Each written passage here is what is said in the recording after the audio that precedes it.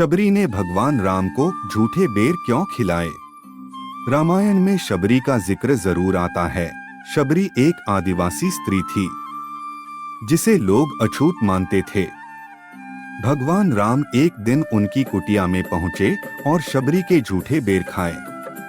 तो आइए मित्रों, शबरी और राम की आपको यह पूरी कथा सुनाते हैं। शबरी का जन्म एक गरीब आदिवासी परिवार में हुआ था। उसे अछूत माना जाता था। शबरी के माँ बाप ने उसका विवाह ऐसे व्यक्ति से तय किया जो शराब के नशे में चूर रहता था। मांस मदिरा के अलावा उसे कुछ नजर नहीं आता था। शबरी ने जब रिश्ता तोड़ने की बात कही तो घर वालों ने मना कर दिया, मगर वह अपनी जिंदगी बर्बाद होते हुए नहीं देखना चाहती थी। शबरी शादी से ठीक पहले घर से भाग गई और जंगल में पहुंची। वहां जंगल में कई ऋषि मुनि तपस्या कर रहे थे। शबरी उन ऋषियों के लिए जंगल से लकड़ियां, हवन की अन्य सामग्री और खाने के लिए फल तोड़कर लाती थी। सभी ऋषि भी उसके काम से खुश थे। अचानक एक दिन ऋषि मुनियों को पता चला कि शबरी एक अछूत आदिवासी है। उसके बाद सभी ऋषि ने शबरी से किनारा कर लिया।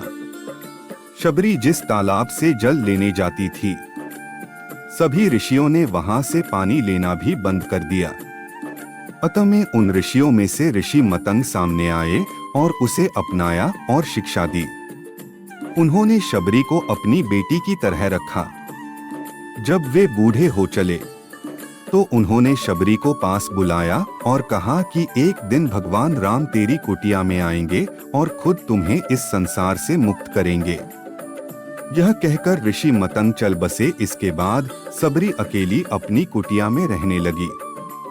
वह रोजाना बाग से फूल और बेर तोड़कर लाती, फूलों से कुटिया को सजाती और राम का इंतजार करती। वह बेर को चखकर देखती कि वे मीठे हैं या नहीं। यह सिलसिला कई सालों तक चलता रहा। समय के साथ शबरी का शरीर भी जवाब दे रहा था। वह बूढ़ी हो चुकी थी। एक दिन राम अपने छोटे भाई लक्ष्मण के साथ सीता माता की खोज में वन में भ्रमण कर रहे थे। राम को प्यास लगी तो उसी तालाब के पास पहुंचे। कुछ ऋषियों ने राम और लक्ष्मण को सरोवर की तरफ जाते देखा तो रोक दिया। ऋषियों ने कहा कि एक अछूत नारी इस तालाब से पानी लेती है। यहाँ का जल अछूत हो गया है।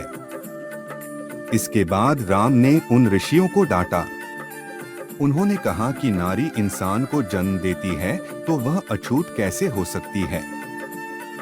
इस ब्रह्मांड की कोई नारी अछूत नहीं हो सकती। राम ने उनसे उस नारी का पता पूछा। ऋषियों ने शबरी की कुटिया का पता बता दिया। जैसे ही राम कुटिया की तरफ पहुंचे, शबरी ने उन्हें पहचान लिया। वह तेजी में आई और राम के चरणों में गिर गई। इसके बाद शबरी ने राम और लक्ष्मण दोनों की प्यार से आवभगत की। उन्हें अपने मुंह से चखे हुए बेर परोसे।